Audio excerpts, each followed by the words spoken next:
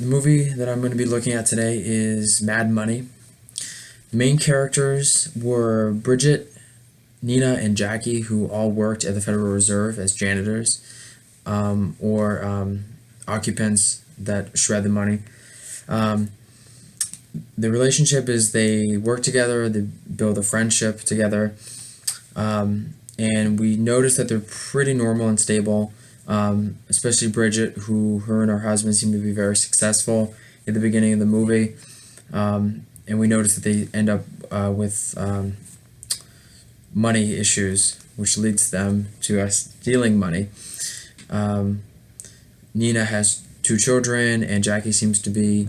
They all seem to be employed in decent jobs, so we can assume that they have pretty stable lives. Um, they all want money. Surprise. They want a better life, especially Bridget, who wants to get her and her husband out of the debt that they're in.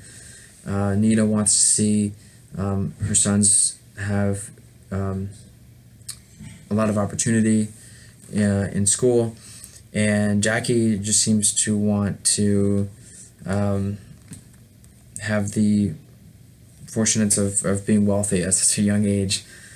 Um, the traumatic scene that makes them deviant, I would say, is taking the money for the first time, or even planning to steal the money for the first time. Their mindset after the scene, I would assume, is that they were excited, they were happy, and they wanted to do it again. Um, what crime do they commit? Under stealing financial federal money, I would assume that's it's breaking some federal law, um, but I don't know the technical term. But they're stealing money is a crime. um, an article that touched on people who rob banks had. The article had this to say.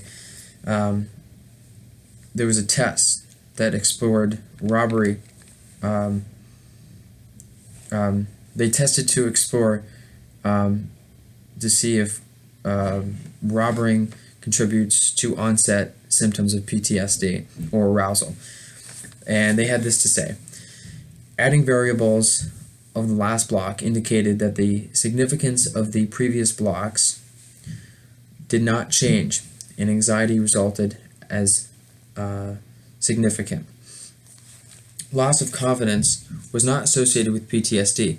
However, as far as intrusion or arousal were concerned, loss of confidence was linked negatively to PTSD symptoms.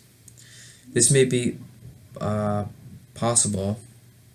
Uh, this may be possibly because self-confident employees might perceive the traumatic experience as more destabilizing than those with lower positivity.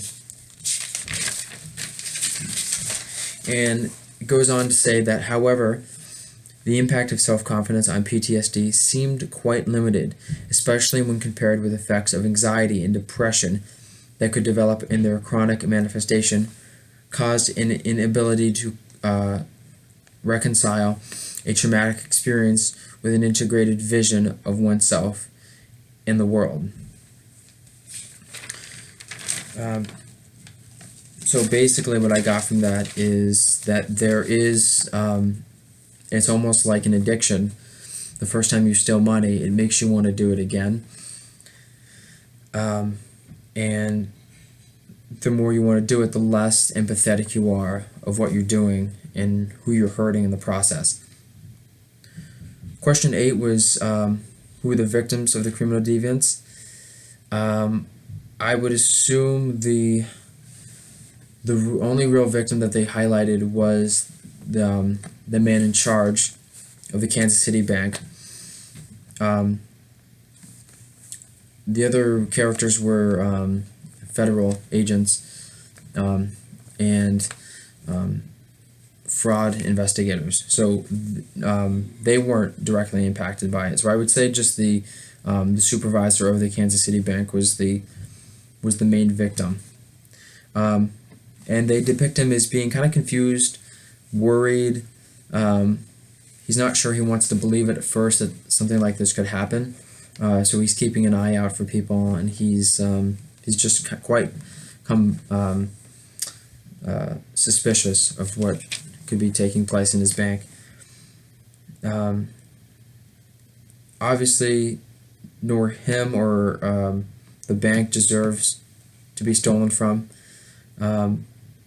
Bridget, Nina, Jackie, they could stop. In fact, they were discussing stopping after they acquired a good sum of money, but they continued to go on because they couldn't get enough. And it seems like when you start stealing money, there's never quite a limit to that. Question 10 talks about traumatic stress or other emotional disturbances after being a victim. Like I said, the bank manager is nervous, and he's cautious, looking out for anything that could actually be stolen. And courses of action, I would say there should be some guidance or help from others for all three of them who decided to instead take money. I think they could have used their time a lot wiser to develop strategies of how they can get into better jobs, or even having someone to talk to would have been a good idea. Success coaches are always out there.